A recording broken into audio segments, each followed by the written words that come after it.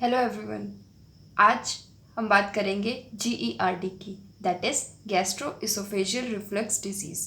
तो आज के इस वीडियो में हम सबसे पहले देखेंगे definition, then clinical features, complication, investigation and treatment of GERD।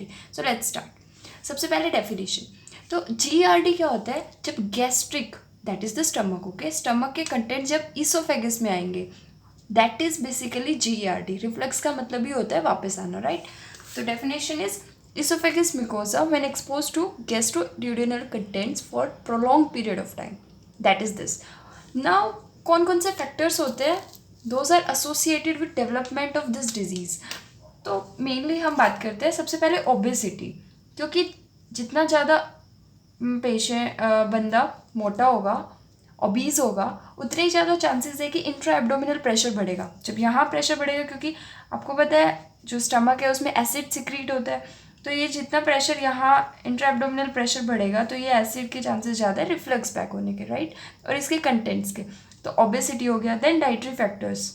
Dietary factors में क्या आते हैं? जैसे हम बात करते हैं कॉफ़ी की, दैट इज़ द कैफीन, जिसमें होता है अल्कोहल, चॉकलेट, ये सब क्या करते हैं? जो लोअर इसोफेजियल स्फिंक्टर है इसको रिलैक्स करता है, ठीक है, इसकी टोन को डिक्रीज कर देते हैं। तो अब जब ये टोन डिक्रीज हो जाएगी तो हायर चांसेस आर देयर कि ये सारे कंटेंट्स वापस आएंगे। उसके अलावा we have the hiatus hernia, right. तो हाइटस हर्निया की वजह से भी हमारा क्या होता है? Chances of the GERD। क्यों? क्योंकि हाइटस हर्निया होगा, जो प्रेशर ग्रेडियंट होता है between the thoracic cavity and abdominal cavity, वो जो है वो लॉस्ट हो जाएगा। उसकी वजह से क्या होगा? हमारे ज़्यादा चांसेस होंगे रिफ्लक्स बैक होने के। इसके अलावा वी हैव द, जब इसोफेगस की जो मोटिलिटी है उसके अंदर डिफेक्ट हो, that is the defective oesophageal clearance. क्योंकि अगर ये जल्दी से क्लियर नहीं होगा इसोफेगस, तो ज़्यादा टाइम तक एक्सपोज हो गई इसोफेगस की म्यूकोसा, तो ज़्यादा चांसेस होंगे, ओके ना। एक हमने पहले ही बात कर ली, इंट्रा एब्डोमिनल प्रेशर अगर इंक्रीज हो। उसके अलावा डिलेड गैस्ट्रिक एम्पिटिंग हो, अगर delayed gastric emptying is there, okay. And other than that, जो ये हमारा ये लोअर इसोफेजियल स्फिंक्टर होता है, लोअर इसोफेजियल स्फिंक्टर क्या करता है? ये इसकी टोन जो है हमेशा इंक्रीज होती है नॉर्मली। जब स्वेलो करते हैं हम तभी ये रिलैक्स होता है, और ये इंक्रीज इन, इसकी जो साइज़ है वो इंक्रीज होता है, ये ओपन होता है, रिलैक्स होता है और खाना नीचे जाता है। बट अगर ये टोन नॉर्मली ही इसकी कम हो जाए, ये रिलैक्स हो जाए, ओके, तो क्या होगा? जो कंटेंट है गैस्ट्रिक की वो वापस आएंगे, उसकी वजह से GERD होगा, okay. So these are all the factors, those are associated with development of GERD। अब बात करते हैं क्लिनिकल फीचर्स की। तो क्लिनिकल फीचर जो मोस्ट कॉमनली मेजॉरिटी होते हैं ना patient, they come with the heartburn and regurgitation. उसके अलावा, और ये जो हर्टबर्न रिगर्जिटेशन है ना, ये इंक्रीज हो जाता है अगर पेशेंट बैंड हो रहा है, स्ट्रेन अगर लगा रहा है और लेट रहा है लाइंग डाउन पोजीशन में। उसके अलावा जनरली ये पेशेंट जो है ओवरवेट होते हैं, क्योंकि हमने पहले ही बात करी, जो ओबेसिटी होती है that is also risk factor for GERD। Then nocturnal cough, okay, and dysphagia होता है। उसके अलावा एटिपिकल चेस्ट पेन होगा।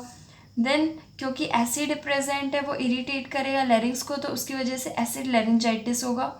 Recurrent chest infections can be there and chronic cough and asthma, ये सारे सिम्टम्स हो सकते हैं। मेनली सिम्टम्स जो है that is the heartburn and regurgitation, okay. Then ये सारे सिम्टम्स भी प्रेजेंट हो सकते हैं। अब हम बात करते हैं कॉम्प्लिकेशन की। तो कॉम्प्लिकेशन क्या होता है? फर्स्ट, इसोफेजाइटिस, क्योंकि बार बार जो इसोफेगस की म्यूकोजा है वो एसिड से एक्सपोज हो रही है, तो वहाँ पर हाई चांसेस आर देयर कि इन्फ्लेमेशन वगैरह होगी, उसको कहते हैं oesophagitis. Then Barrett oesophagus. Barrett oesophagus में क्या होता है? बैरेट इसोफेगस में होता है जो लोअर इसोफेगस है, लोअर 1/3 की बात करें, वो स्क्वेमस एपिथेलियम है उसकी, राइट। बैरेट में क्या होता है? ये स्क्वेमस एपिथेलियम कन्वर्ट हो जाती है कोलमनार एपिथेलियम में, मेटाप्लेजिया हो जाएगा और कोलमनार एपिथेलियम हो जाएगी। क्यों? क्योंकि यहाँ GERD में क्या होगा? ये एक्सपोज होगी एसिड से, राइट, तो ये अडेप्ट हो जाएगी, क्योंकि हमारा जो स्टमक है, स्टमक की म्यूकोजा कैसी होती है? कोलमनार, तो एज अ अडेप्टेशन ये कन्वर्ट हो जाएगी कोलमनार एपिथेलियम में, ओके।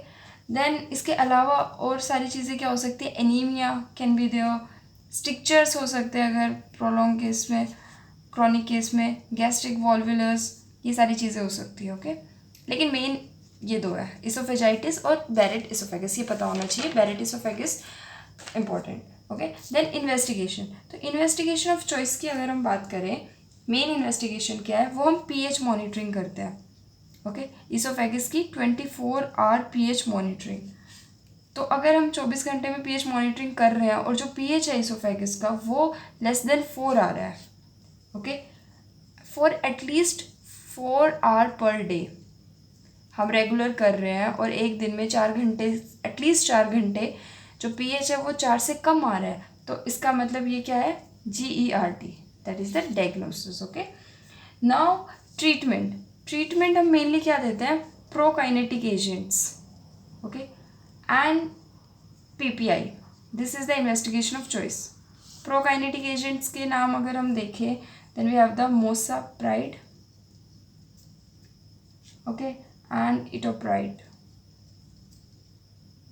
सो ये हमारा इन्वेस्टिगेशन ऑफ चॉइस होगी। लेकिन अगर हम एक सीक्वेंशियल मैनेजमेंट की बात करें, क्या क्या सिम्टम्स होंगे, तो जब भी पेशेंट आएगा उसको सिम्टम्स होंगे, राइट, हम उसके सिम्टम्स देखेंगे।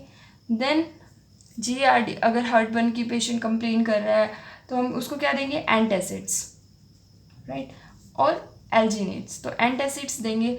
अगर एंटासिड से ठीक हो गया देन इट्स ओके, बट अगर नहीं हुआ तो हम क्या करेंगे, next PPI, okay, at full dose हम प्रोटॉन पंप इनिबिटर देंगे।